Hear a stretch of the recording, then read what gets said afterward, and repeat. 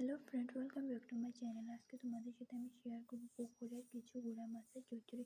তো তার জন্য আমি মাছগুলোকে ভালো করে কেটে নেব, কেটে ধুয়ে নিব।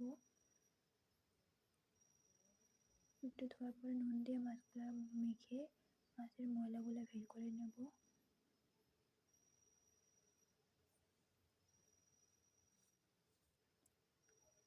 তো দেখো, এখানে আমার মাছগুলো ধোয়া হয়ে গেছে, আর এখানে আমার সব কিছু রেডি। আলু, বেগুন, হলদি, লঙ্কা গুঁড়া, জিরার গুঁড়ো, লবণ। এখন মাছগুলোকে হলুদ দিয়ে লবণ দিয়ে মেখে নেব। কড়াইটাকে গরম বসিয়ে দিয়েছি, কড়াইটা গরম হলে কড়াইটায় তেল দিয়ে দেব।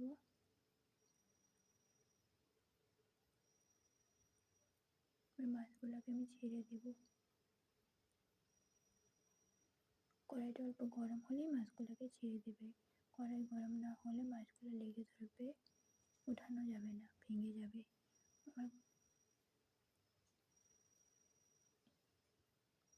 কিছুক্ষণ ভাজবো, বেশি ভাজা যাবে না, যেহেতু এটা গুঁড়া মাছ বেশি ভাজা যায় না।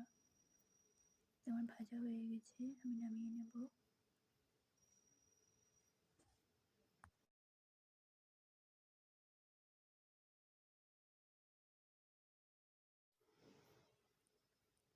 এবার আমি কড়াইটা তেল দিয়ে দেব।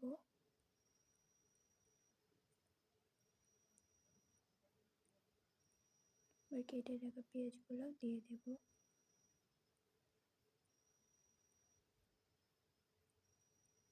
পেঁয়াজগুলো কিছুক্ষণ ভেজে নেব আমি।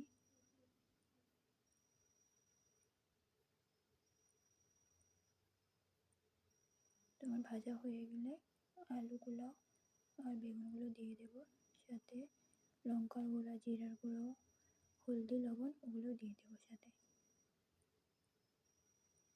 এইসব দিয়ে কিছুক্ষণ ভালো করে নাড়িয়ে নেব।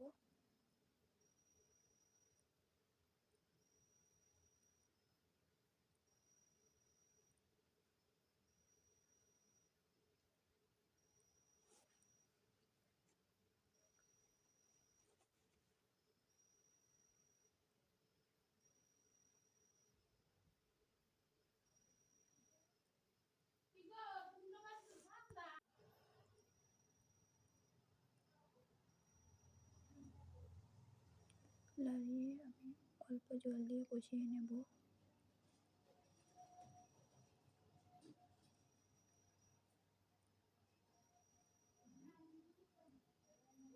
এখানে আমার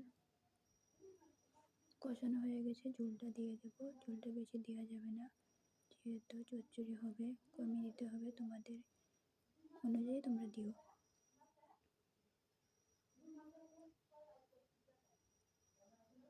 তো এখন জাল করবো, কিছুক্ষণ জাল করে মাছগুলো দিয়ে দেব।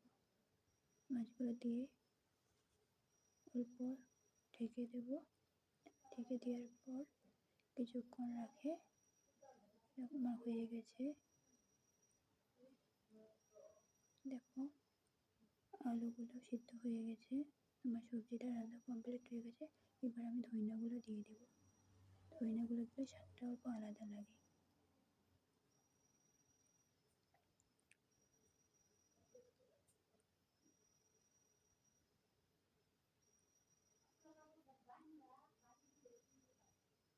তো আমার এদিকে রান্না কমপ্লিট হয়ে গেছে।